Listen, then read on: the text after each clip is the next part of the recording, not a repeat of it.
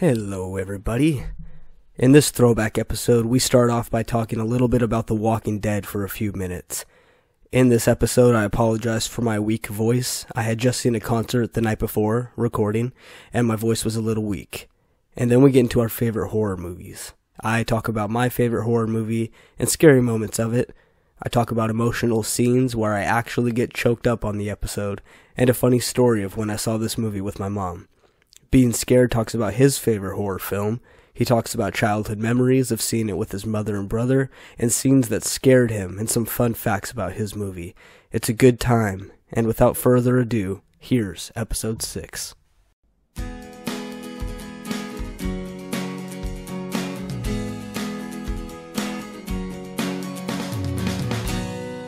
Welcome to Movie Man with Greg and Mr. B. I am your host, Greg. Sitting across from me is Mr. B. How you doing, Mr. B? I'm doing great. How are you? I'm fantastic. Thank you very much for asking. How was your week? It was pretty good. I didn't step on a nail. Better than last week. That's awesome. My week was pretty good, too. My week's not as good this week as it is going to be this weekend because I'm having a second baby, and this Sunday I am going to find out what the sex of my new baby is going to be. And I've already told you congratulations, but I'll go ahead and say it again. Congratulations. I'm very happy for you. Very jealous. My fiance and I are trying to have a baby as well. So hopefully that happens sometime soon. It will happen, and it will be awesome. Okay, so thanks for tuning in. Last week, we said we were going to talk a little bit about The Walking Dead, covering this last Sunday's Season 7, Episode 1 opener. So I'm just going to get right into it. Just want to give a 10-second countdown spoiler warning. If you have not seen that episode on what happens, I'm going to give you 10 seconds to fast forward, maybe about 5 minutes in, because I'm going to talk for a little bit about it. So, spoiler warning, 10, 9, 8, 7, 6, 5, 4, 3, 2. The final countdown. All right, let's hear about it. Here we go. Not only one sad death, but two sad deaths. I swear by this, I'm telling the truth. When we left the end of Season 6 and Negan was pointing his bat and counting down, eeny, meeny, miny, mo, when he cracks the skull of that person that you don't know who it is, and he says, "Oh, taking it like a champ," I swear, I was like, who can that be? Because half of them are girls, one's a kid, one is Rick, and I highly doubt they're going to kill off Rick, but who would take it like a champ? The biggest guy, the baddest guy, the strongest guy, I had to assume it was going to be Abraham. That was just strict guessing. I didn't do any logic or anything. But when Sunday rolled around and I was watching that show with my wife, when they showed that it was Abraham, I had a sense of satisfaction that I was right, but a deep sadness because I was right. And I really like Abraham. And they cracked him in that skull, and he went down and got back up. And Negan said, "Taking it like a champ," and cracked him again and again and again until his head was off his shoulders looking like salami beat up on the ground. I'm not familiar with that show. I only got it up to Season 3, but I've read that episode was extremely intense for all the fans and viewers. I went back after I watched the episode, and I went online and I looked up issue 100 of the Walking Dead comic because I wanted to see how that played out in the comic and how it played out in the show. And it was really the same almost, except in the comic book Glenn dies and in the show Abraham dies. So then go on in the episode for a few minutes and Negan is basically taunting all the people like, look what I just did, look at this sorry sack over here who's dead and blah blah blah. And Daryl can't stand it and he stands up and punches Negan in the face. Because of that, now the group has to pay again. I thought they were going to do something to Daryl, and I was wrong. Negan says, "I need to teach you all a lesson," grabs his bat, does a 90-degree turn, and whack. We have a second kill. He hits Glenn in the head. And everybody in the universe who watches the show yelled Glenn at the same time. My wife cried. I met Glenn, and he goes down and comes back up, and his eye is half bulged out. And he looks over at his wife, Maggie, and he's trying to say something, and Negan says, "Oh, I think he's trying to say something. I think he's trying to talk." And he looks over at Maggie and goes, "Maggie, I'll find you," and then falls down, and Negan just goes to town and turns his head into ground beef. It's funny, but honestly, it really when you say ground beef, I mean, it's what it looked like.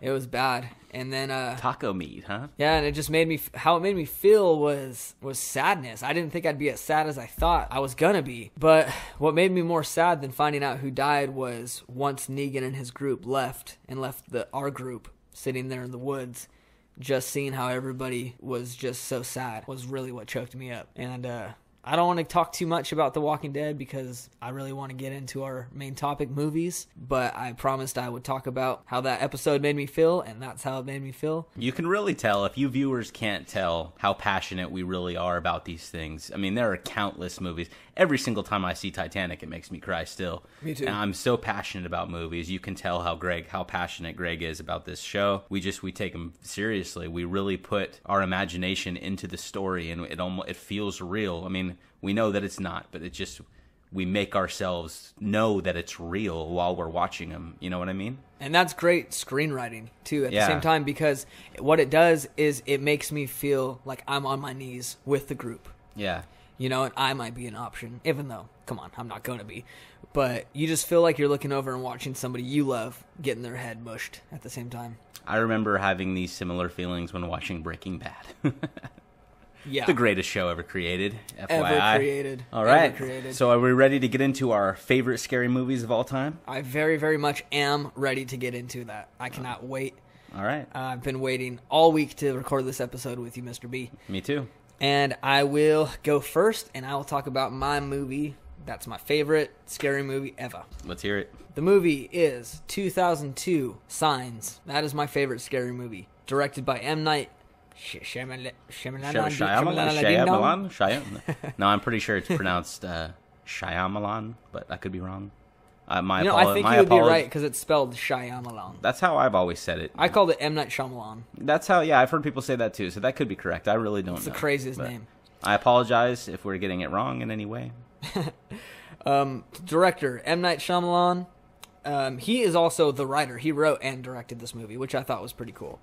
He also directed 1999's The Sixth Sense, 2004's The Village, and the rest of them are not really even worth mentioning. I'm going to mention one more. 2015's The Visit. Yeah, that one wasn't too bad. Had a few okay scenes, but yeah. Overall, The Village was straight up garbage. It started good. The idea of the movie was fantastic. Fantastic. I loved it. Yeah, super creepy. Yeah. Oh man, I don't want to get into that movie, but yeah, that movie was really good. And then I don't know. Oh, but the Signs. Oh man, so good. The music. The opening music, yes, with the old school blue credit opening, yes, with like the lines that go through the screen, like it's old film. Yeah, and if I remember correctly, all the credits are just like popping in your face with the music, and it's just like right in sync with the intense parts of the music, and it's just really well done. To be honest, it reminds me of the Walking Dead theme song, kind of. Oh, really? Yeah, I mean that's the memory I'm having right now of it, but it has this weird like creepy music. So this movie stars Mel Gibson. He's known as Father or Graham Hess. Joaquin Phoenix as Merrill Hess, his brother. Rory Culkin as Morgan Hess. And Rory Culkin is actually the brother of Macaulay Culkin. Home Alone kid. Yep. Macaulay Culkin. For those of you that didn't know. Now you do. And it also stars Abigail Breslin.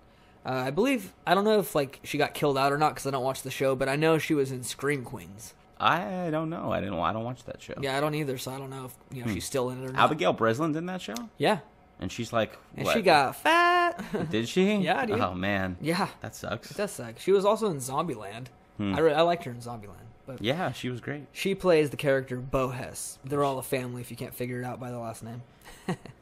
This movie starts off Mel Gibson, who plays Father. He's asleep in his bed, and you hear this really, really high-pitched little kid girl scream. And it wakes him up out of bed, as any father who hears his daughter screaming what gets up, like, oh, what is that? What is that? And he kind of gets up, and he hears the screaming again, and he starts freaking out, and he runs out of the house, and he's like, Bo, where are you? And he follows the screaming, and even his brother, who sleeps in a house kind of on the same farm, but not the same house. It's a little side house.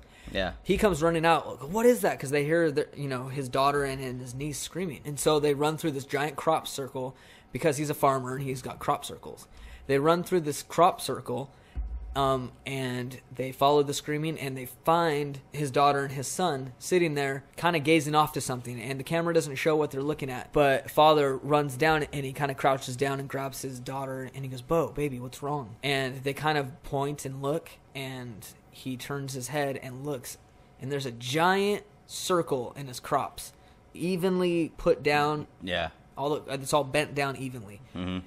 And that's very obviously made by nothing that we have. no tractors or anything. Yeah. And that's the premise of the opening. As the movie goes on, weirder and weirder things are happening in the small town that they live in. They start hearing news reports about other circles in people's crops that have been going on, and they start trying to figure out, what this could be, and they're speculating maybe it's a bunch of nerds playing a joke on everybody, maybe it's a hoax. Oh yeah. Maybe it's this and that, maybe it's aliens. Yep. Maybe it's real. Yep. What if it's not a hoax? But everybody's in denial, as you would be. Like, this isn't aliens. Mm-hmm. This is some goobers, playing a joke on everybody. But as it's coming on more and more around the world, people start, really questioning what's going on here. And it kind of it sets off this weird mood throughout the movie where something's up, but what is it? What is it? And then you're trying to get your characters to figure out what's going on in this movie. Yeah. Spoiler warning for both of the movies that Mr. B and I are going to talk about. But in this movie, it is aliens. You find out it's aliens, and there's going to be a hostile alien attack on the Earth. And the crop circles in the crops are basically their navigational directions for the other aliens to come out of space. Yes. And to know where to land and know where to attack. Do you recall the scene where it's at night and Mel Gibson, I forget who he's talking to. I think he's talking to Bo. And she says, "There's a monster outside my window. Can I have a glass of water?" And he gets her a glass of water, brings it back to her, and he's talking to her, and it's all just normal conversation. And then he looks out the window and he sees something on top of the barn.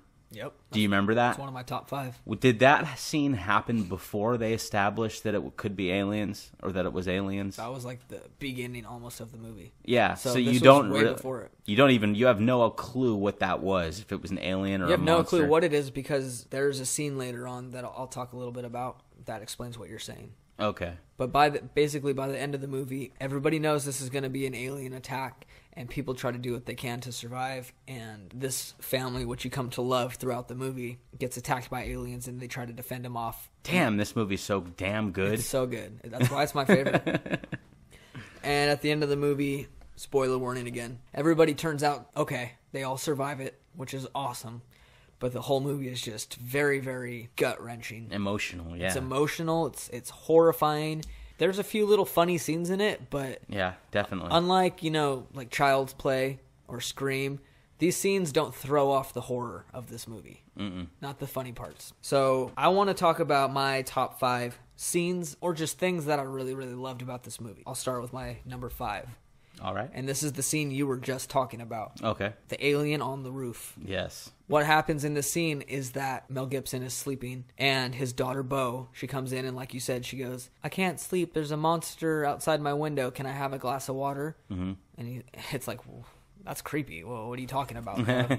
So he gets her a glass of water, and they go back into the bedroom. And the conversation that they're having, it's about the mother that had passed away. And okay. She says, "Do you ever talk to mommy and stuff?" And he goes, "Yeah, I talk to her." And he goes, "Do you?" And she goes, "Yeah, but she never responds and stuff." And it's just kind of like a sad part between like a father who lost his wife, and then a daughter who lost her mom. They quickly changed that feeling. And it's just, he kind of has this like, this look like if your daughter's mom died and she's asking questions, kind of like defeated. And so what he does is he looks away, and he kind of just glances out the window, and it's nighttime. And he glances out the window, and when he does that, you can see the barn from across the farm, and there's this silhouette of this giant thing just standing on the roof, and you can tell it's like facing the house. Yeah, and not like from the viewers. I remember this scene, and Mel Gibson and Joaquin Phoenix go outside, and they try to chase it down, like two men would do if something was on their property, and they assumed it was like a man. They assumed it was people, but we as the viewers while watching the movie, we know better.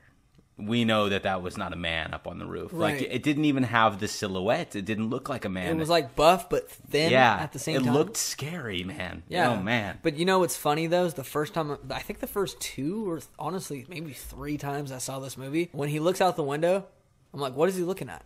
Because I didn't see the silhouette. I'll be honest with you. I'm not sure that I saw it the first time, but I definitely, I'm pretty sure I saw it at least the second time. Yeah. I can't be sure, though. I know exactly what you're talking about. It's really difficult to see. Yeah, because it's also really dark outside, and it's not like really like a lit up silhouette. Yeah, it kind of blends into the night. And it's like a really quick flash of a scene. Like, Yeah. you only get a second or two to see it. Yeah, so you need to focus your eyes immediately. And I'm pretty sure a lot of people didn't see it that first time. Oh, yeah. But just the fact that you know he saw something, Yeah. you still get in that eerie feeling.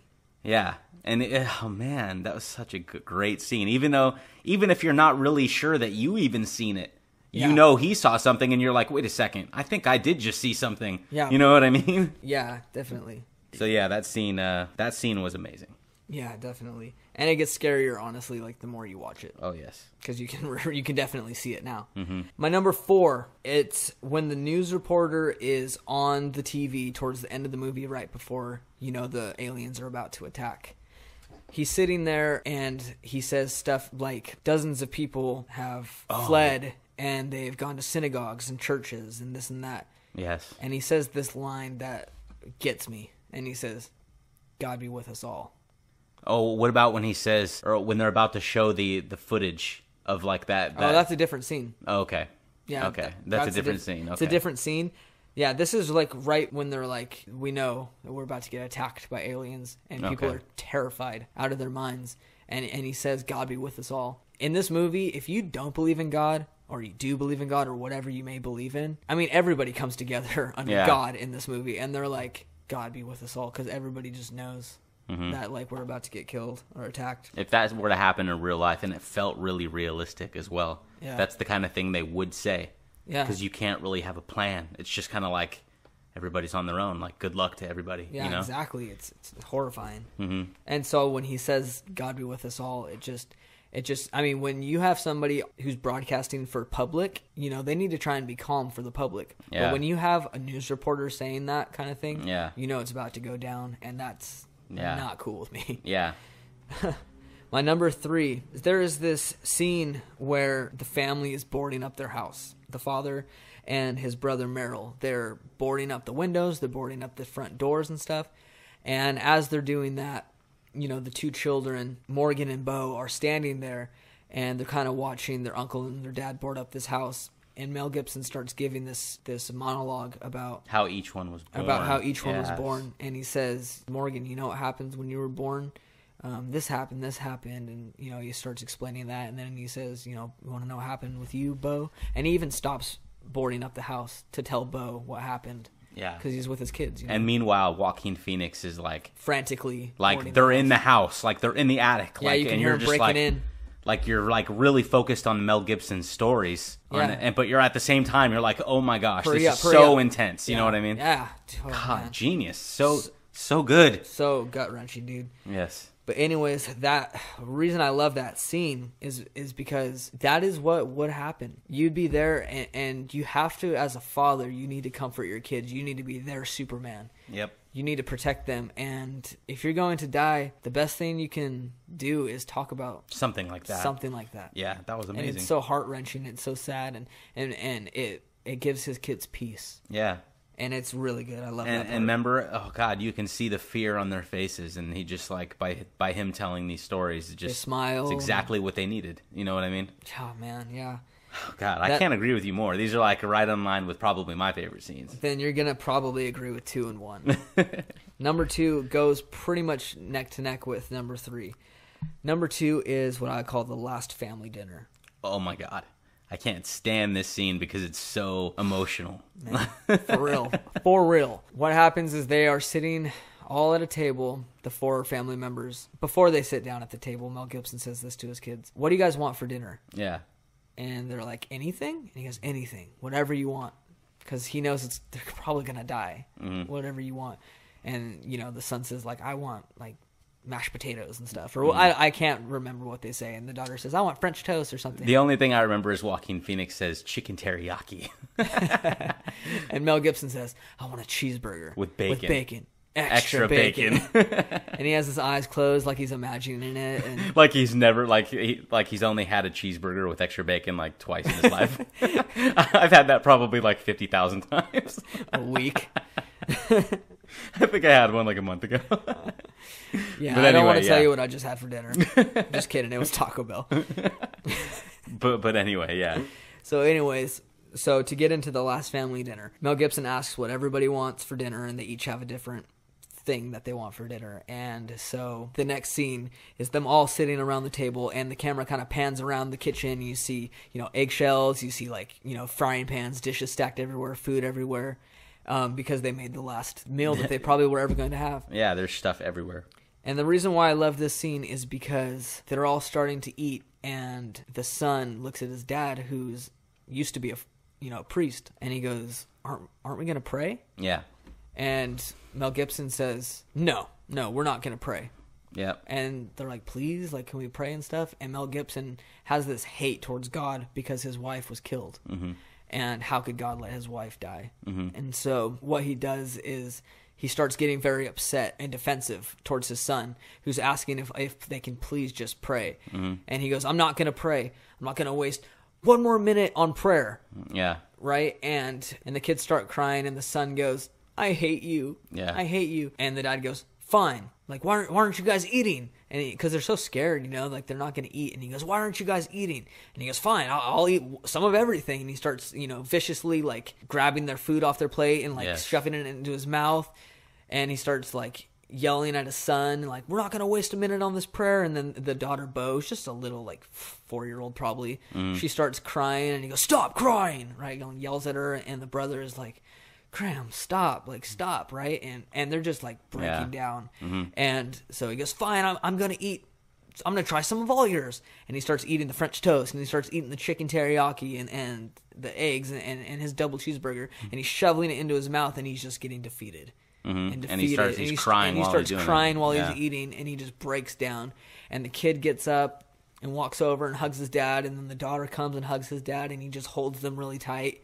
And then they're all crying, and even, he pulls his brother. He grabs his brother and pulls him in, and they're all holding each other at the dinner table crying. Yeah. Dude, I'm getting almost choked up talking about it. It's honestly, so if I have to be perfectly honest right now, I think this scene is probably in my top 10 favorite scenes of any movie of all time. Dude, yep. And I have some thoughts on this scene too. And if I may, I think, oh man, I actually know a little bit of a little trivia about this. Ooh. I know that I saw M. Night Shyamalan, however you pronounce it. He was giving an interview a long time ago about this scene, and he said that this was probably the hardest scene to shoot in the movie and the most powerful. And he said that Mel Gibson was really eating the food. I mean, you can quite easily tell that he's doing everything he's doing. And he's putting mashed potatoes in his mouth and spaghetti. But he's also acting, and he starts crying, and the whole crew and the director were just in shock, in silence, and they were just like, I can't believe how good he is, how passionate he is about this role. And the way that Rory Culkin, the way that he acted, it was just amazing. Oh, yeah. And man, it's just, M. Night said that it was the hardest scene to shoot because the crew was crying while doing it, and it was just so difficult. And at the same time, M. Night Shyamalan was so damn genius, he somehow added a small hint of comedy when Joaquin Phoenix is sitting there by himself, and that's so realistic. If that were to happen, the brother would just sit there kind of feeling awkward and sad, realizing what's going on, how upsetting this is, and that's exactly what would happen. The older brother would grab his younger brother and pull him in, and it's just perfect writing, perfect acting. It's perfect. It's a perfect scene. You would think that would be my number one. I don't know why it's not. Because my number one... Let's hear it. ...is the scene where Joaquin Phoenix's character is sitting in the closet. And the reason he's sitting in the closet is because they're trying to shield the kids from all of the UFO sighting reports that have been on the news. Yes. And so Meryl takes the TV, which is on like a wheeling stand. Because remember, this movie comes out in 2002. So it's not like your plasma screen or a flat screen that, can wall mount. It's still like you have to move a heavy box TV. You got to roll it. And they're like out on a farmland. Yeah. You know what I mean? Yeah. Yeah. And so what he does is he takes the rolly TV and he rolls it all the way into the closet. So that way, he's going to stay up all night watching the TV because he's like obsessed with it now. But he doesn't want the kids to see it. So he wheels it into the closet and he's sitting there with the door shut. And it's about in the middle of the movie. And the news reporter on the TV is like, there was some amateur footage taken from a child's birthday party. And this takes place in about Mexico or something, or Tijuana, like something like that. Puerto Rico, something like that. Yeah, somewhere, maybe South America. Mm-hmm. And they said this was at a child's birthday party. This amateur film was recorded of a sighting of something. And what do they say, Mr. B? They say, what you're about to see may disturb you. And I love the way you say that. That's why I wanted you to say it. Yeah, it's just because that's the way they say it in the movie, and it was just it's such a warning. You're like, wow, okay, I'm about ready to see some shit, like.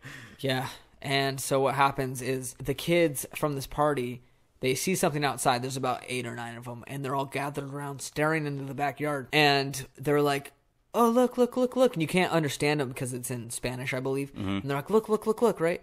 And then all the kids like run from the back of the house and they run to like this hallway or something, or where the front door is, and they're looking outside, and they're all staring outside, and you can kind of see the camera just looking over these kids down this alley. And to the right of the camera, there's like this giant like vine of leaves, and it's off to the right hand side of the camera, and one of the kids, it's funny because one of the kids, they're all looking at the thing, and the kid's like, look, there it is. And Joaquin Phoenix, what he does, he's like, move, children, vámonos, like move, and he's yelling he's at like the TV talking to the screen, yeah, because he can't see past these kids. Finally, the camera shoots over these kids, and you're, like I said, you're looking down that alley, and I remember right before you hear the alien, or see the alien, you hear something from the kid where it goes, it's blah, blah, behind, blah, look, it's behind. Yep. And then all of a sudden, you just see an alien walk out. Yeah. Just full body walking out like past the bushes and back off screen, and you see it for literally half a second. And then they pause it, remember? And then Meryl like gets up out of the chair and backs up into the closet, puts his hand over his face. Yeah, and is like, just as any of us would if we saw a real alien capture on TV. Yeah. After everything that's been going on goes on, it's just like, oh my God, this is real. Yeah. You know what I mean? I believe a long time ago I watched this movie with the commentary activated, like the special features. Yeah. The commentary with M. Night Shyamalan talking while the movie's playing. And he said that during this scene, he specifically asked Meryl to get up, like when you see that part of the screen, the alien, get up out of the chair and back up all the way into the closet, into the clothes, because of how shocked you are. Yeah. Because it'll be more powerful. And it was genius. It was. God, he used to be a genius. What the hell happened? But Fame, anyway, maybe. I really couldn't tell you what happened. It's just ever since then, I don't think you could just, honestly, I just don't think you can really top that. So anyways, yeah, after that scene, it was so scary to me. Yeah. I saw that shocking. I saw that movie in 2002. I was 12 years old, and I saw it in the theaters with my mom. Mm-hmm. And I'll always remember this, and my mom always remembers this when I bring it up. We were sitting in the movie theater, and my mom is very scared, very skittish when it comes to movies. Yeah. And so she had both of her hands over her nose and her mouth, cupped. And when that part happened, she went, ah! And she like whipped her hand off to the right and like smacked me in the nose super duper hard. And I, that hurt so bad, but it's such a good memory I have of my mom in that sense. But yeah, that part was the scariest part. And honestly, like I would say for the next 10 times I saw that part, I got almost the same feeling every single time of terror. It's not till now where I've seen it like a dozen times more than that I can actually just watch it and know what's about to happen. But it still, in a way, gets me. Yeah. So those are my top 5 things that I really love about that movie. I just think it's genius writing. I love it. I could not agree more. And I try to watch it whenever I can. Now, I have it on DVD, and I don't have it on Blu-ray. Why the hell not? I'm going to go definitely get it on Blu-ray, like ASAP. I need to watch that movie now. It's so bomb. Yeah. Yeah. All right, so that's enough of me talking about my movie. Mr. B, I'm so excited to hear what you have to say about your favorite scary movie. My favorite scary movie of all time is I Know What You Did Last Summer. And I know what some of you may be thinking. This movie's kind of, it's not that scary. But when you're 11 years old and you see it in theaters with your mom and your brother, I don't know what it is. Everything about this movie got me. The music, the sound effects, the setting. It takes place in like a seaside town, like next to the ocean, and the killer had a hook. And mostly, honestly, I think what made it so scary to me is the music, and I'll get into that in just a moment. But the movie was released in 1997. The director is Jim Gillespie. I'm not quite sure how to pronounce that, so I apologize if I get it wrong. And the main actress is Jennifer Love Hewitt. She plays Julie, and the co-stars are Sarah Michelle Gellar, who plays Helen. Yep, my teenage crush there. And Freddie Prinze Jr., her real-life husband, who plays... teenage crush. Who plays her husband, who plays Ray, and Ryan Phillippe, or Philippe. I'm not quite sure how to pronounce his either. And he plays Barry. And also there's some other co-stars, smaller roles, like Anne Hesh. She plays Missy Egan. Johnny Galecki, who plays one of the main characters on the show The Big Bang Theory. Oh, which character is he? He's the one with glasses. Oh, the guy from Roseanne? Yeah. Oh. Johnny Galecki. Is that his name? I didn't know that. Yeah. And he plays the character Max. And also Muse Watson, who's extremely not well known at all. I'm pretty sure that none of you listeners have ever heard of that actor. But he actually plays the killer of the movie, Ben Willis. Spoiler alert. My apologies. Anyway, the movie was actually created off of a novel. Most people might not know this. The novel was by Lois Duncan, and the writer of the movie screenplay was Kevin Williamson, the same man that wrote Scream. Really? And that could be why I enjoyed it so damn much. Yeah. It's kind of got the same feel. It does. Different setting. Yeah. And I'll get into my top 5 favorite scenes. The music in this movie is outstanding. It is so creepy and good. And when I saw it in theaters when I was 11 years old with my mom and my brother, some of the music in the theater, and the sound effects shook the theater. And I remember just sitting in my seat and just in terror, just like, this movie is so damn creepy. I want to talk about some little known facts about the movie real quick before I get into my top 5. Yeah. Lois Duncan, the original writer of the story, I Know What You Did Last Summer, before it became a film, she actually hated the movie after it was released. And the reason why is because I have actually read a portion of her story, and it's much less scary. It's more of a drama. And this movie is obviously a horror movie, and the reason why she hated it so much is because she claims that the producers and the director and the studio turned it into a slasher flick, which they did. Yeah. And she didn't like it for that reason. And also, the movie greatly reminded her of her real life daughter who was murdered in 1989. What? Yeah.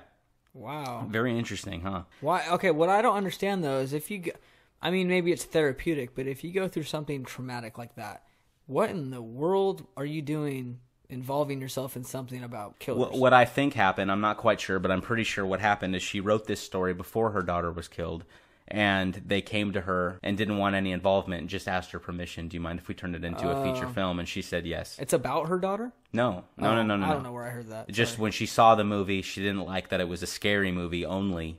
And because in the book, there's many, many, many other parts of the book that are not in the movie that make it not as scary. Right. And it also reminded her of her daughter's death in 1989. Gotcha. Another little known fact is that Jennifer Love Hewitt, who plays the main character Julie, actually didn't even audition for that role in the movie. She auditioned for the role of Helen, played by Sarah Michelle Gellar. And what's funny about that is Sarah Michelle Gellar auditioned for the role of Julie. And it got switched. And I'm sure Sarah Michelle Gellar was upset by that, but that no doubt Jennifer Love Hewitt was happy with that because she got the starring role. That, in a way, reminds me of the show Friends. In what way? Of how they both that's auditioned right. for something different. Yeah, Courtney Cox auditioned for Rachel Green. Yep. Yeah. And also one more little known fact, or 2 more little known facts about this film, is that they mention the place that they're in, or a place in the movie, Dawson's Beach, and that's a direct reference to the show Dawson's Creek. And that entire show was written by Kevin Williamson. Oh. And I will admit it, I'm not too proud to admit it, but I liked Dawson's Creek when it was on. I thought it was a fantastic show. And one more little known fact is that Sarah Michelle Gellar, I'm sure most people know, Sarah Michelle Gellar and Freddie Prinze Jr. are now happily married. They have been for years. And in the movie, they only speak to each other twice in the entire film. Yep.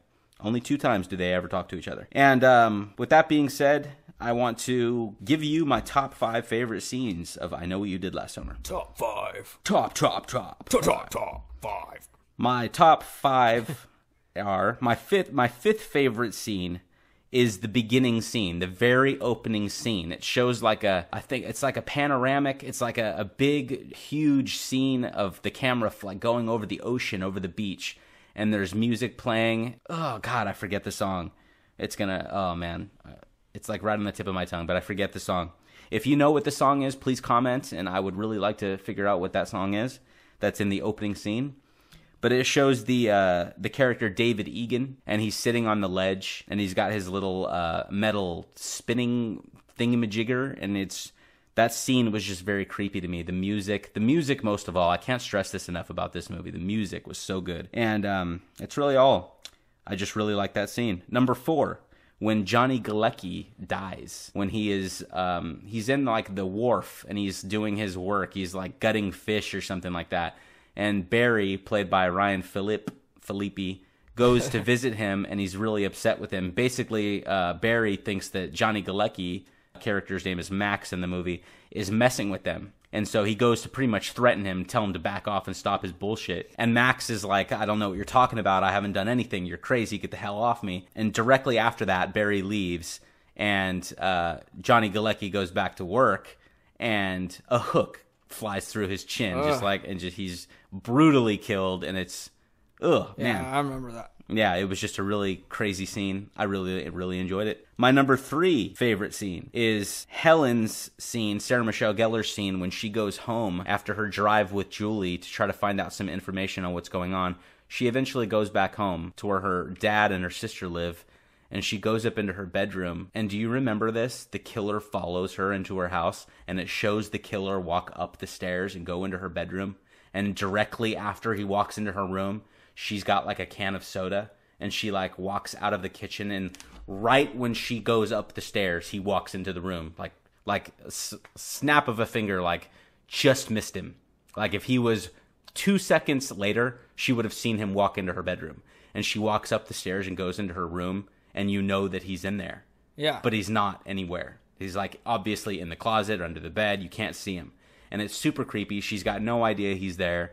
She's looking in the mirror. She gets undressed. It doesn't show it, unfortunately. And she's like brushing her hair because she's like a beauty queen in this movie or something like that. And then it kind of tells you where he is, and it kind of focuses in on the closet, and you can I think you can hear his breathing, if I remember correctly. And eventually she just gets into bed. Then it flashes to the morning when she wakes up, and all of her hair is cut off. Do you remember that? Yep. And she gets out of bed and she's like freaking out. She's like frantic. a beauty queen. Yeah. Yeah. So she like, it's a big deal. Yeah.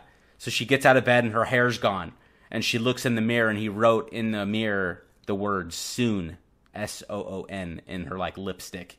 Yep. And she starts flipping out and starts punching the mirror in a really awkward, unusual way, I might add. And I thought that scene was extremely creepy and extremely well written. So hats off to you, Kevin Williamson, once again. My second favorite scene of the movie is Barry's locker room scene. Yep. When he goes to the gym by himself at night, and it's like right on the water. And God, the setting of this movie is so fantastic. And he goes in there and he's like hitting the punching bag, and he's all ripped up, and he's like getting a workout going. And then he walks back into the locker room, and the killer's like messing with him.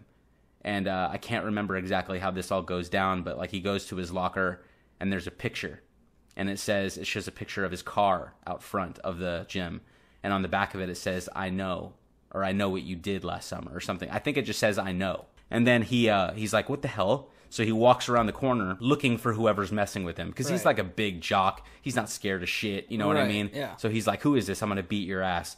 He walks past a locker or two, then walks back to his locker, and his locker's open. And you're like, holy shit. The killer was just at his locker again in that 10 seconds that he was not there, and opened his locker. And he's like, my fucking jacket. Remember, the killer took his jacket.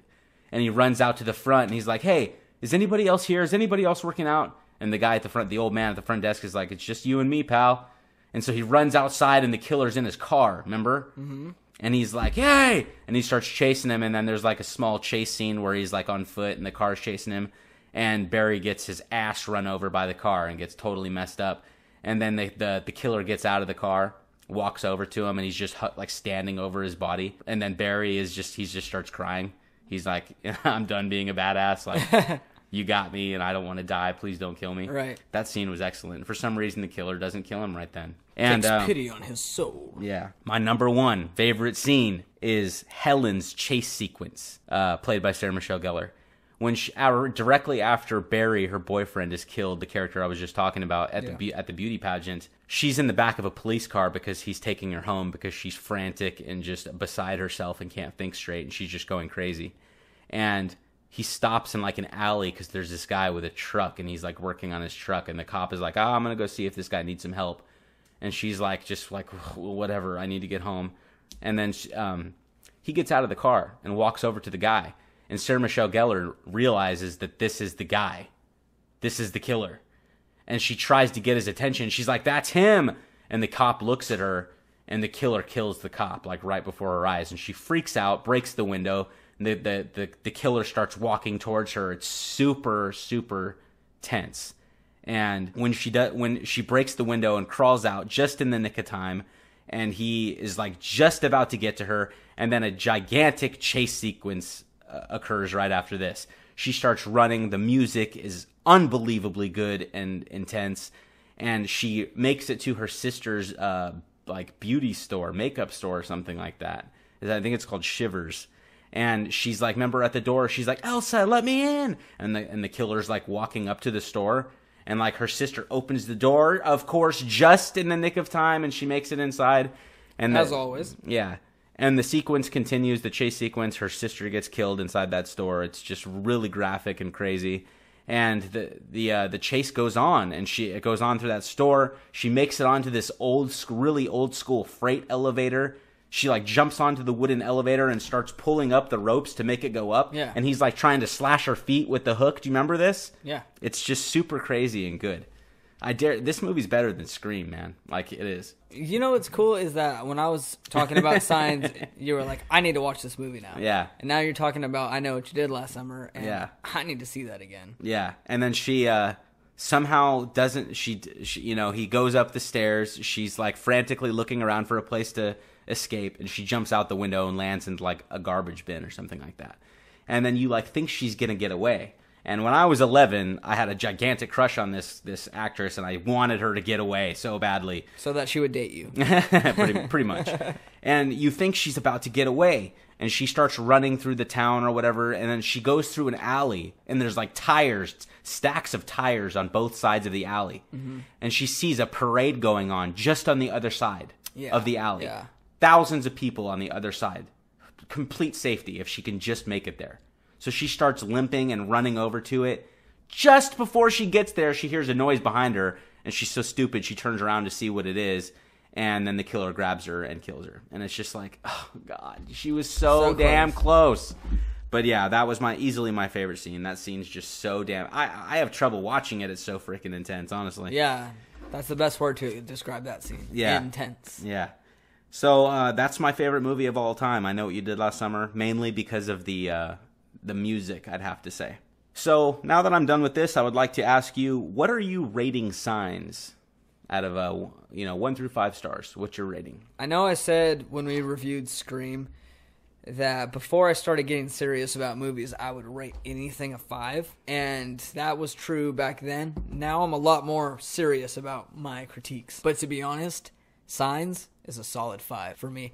I try to think of any scene that ruins the movie, and to be honest, every scene in this movie goes to somewhere. The only scene that I can say that I don't like is the scene where Meryl goes to go join the army, and the sergeant is like, hey, you're Meryl Hess. Yeah, and he's like really weird. And he's kind of weird. He's like, you should be in didn't she used to play pro ball? You should be in the MLB having having girls licking stuff off your toes.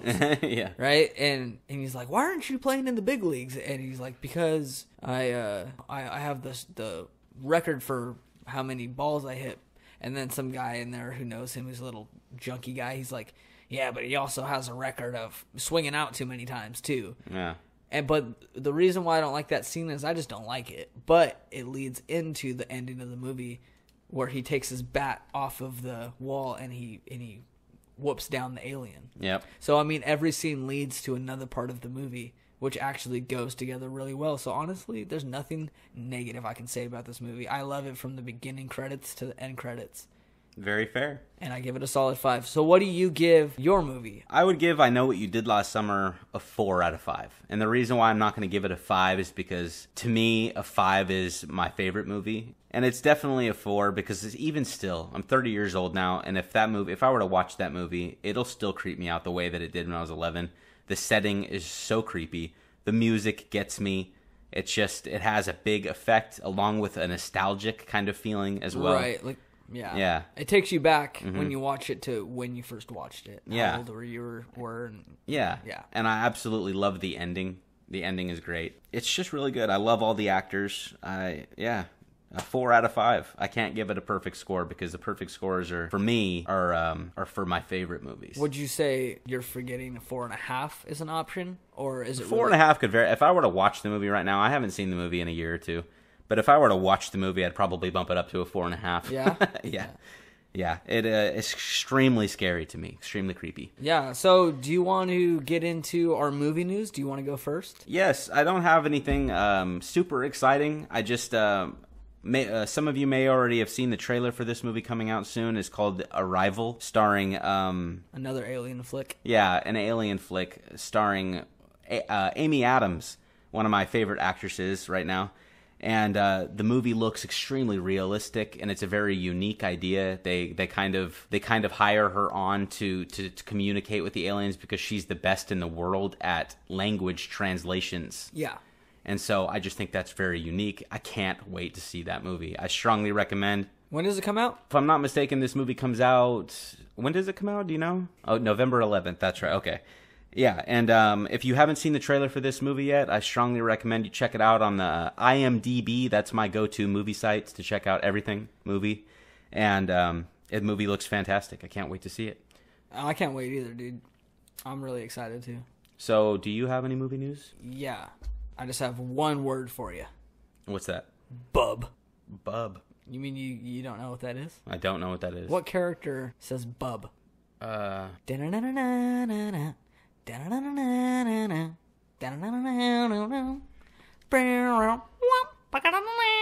Rangers? No. X-Men. X-Men? Who says bub? Oh, Wolverine. Oh, Logan. Logan, You're talking 2017. Logan looks Logan amazing. comes out. That trailer is out right now. I think it just came out. I've seen it. It looks great. There's actually 2 trailers. I don't know if have you seen both of them? No. There's the Red Band trailer. Oh. You haven't seen that one? No, I don't think so. I'll have to All I can say is... I'll have to YouTube that as soon as I leave here tonight. Yep. All I can say is there's this scene in the trailer where Logan is fighting some dudes off, and he uppercuts a dude in his head with his bone claws out, and the claws go underneath the chin and out of the top of the head. It's a bald guy, so you see the 3 spikes at the top of his head come out. That's going to be awesome. Stabs a guy through his freaking head. I'm like, dude, Hugh Jackman, you were going out with a freaking bang. Honestly, and this movie looks so good. Like, it doesn't look like Wolverine's origins. And it's his last movie as Wolverine. It's his last movie as Wolverine. And there's a comic with old Wolverine. Old Man Logan. And he's got a gray beard almost, and he's just old. Yeah. And that's honestly what this movie looks like. Yep. Except, Hugh Jackman is ripped still. Yeah. As he's supposed to be. But he is going to go out with a bang. I dare say that this will probably be like one of the best comic book movies ever made. I hope so. Yeah. I really hope so, because after they can make Deadpool. Yeah.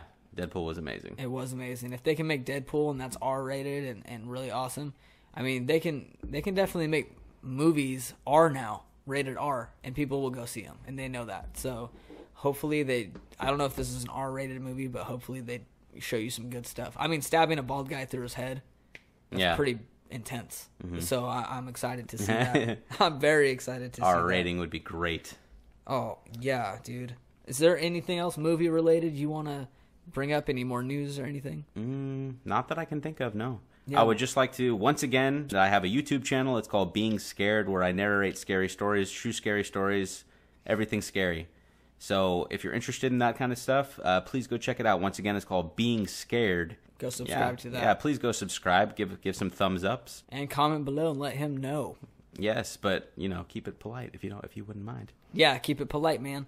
Okay, so next week, I'm very excited to do next week's episode for 2 reasons. One, we're going to do 1978's Halloween with Michael Myers. And we're going to try to get this episode out to you on Halloween or a day or two before, hopefully. We're going to do this one a little bit sooner than our normal Monday night.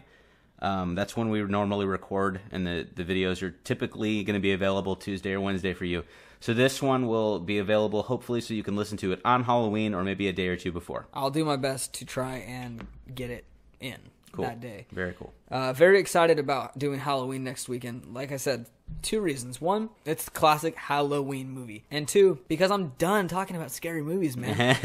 Like, I bet anybody listening is like, oh, scary movies. Like, I don't even like horror movies. You know what I mean? But I promise it's not going to always be this way. Just for the love of October and Halloween, we are going to just talk about horror movies until this last week. And then after that, we're going to talk about current movies. We're going to talk about comedies. Or, we're going to talk about lots of movies. So please tune in and hear that. So I think that about wraps up our episode for tonight. I'm feeling pretty good. I'm really happy to record this episode. Yeah, I had a lot of fun. I love doing this every single week. So if you guys could please go down and subscribe in iTunes, if that's how you're listening to us. Subscribe to us, download our episodes. It really helps us out. Give us a 5-star rating, and please leave a review. The more ratings and reviews we get, the more popular we get, and the more we can give to our audience. If one more thing I'd like to add, and if you have any critiques as well, if you think that we could be doing something better, please let us know. We're very open to all opinions and critiques, so don't hesitate. Don't hold back. Please do so. And if you would like to get in contact with us, you can find us on Instagram at moviemen, one word, _. So moviemen _. You can find me on Twitter at moviemen _. You can email us at moviemen@yahoo.com.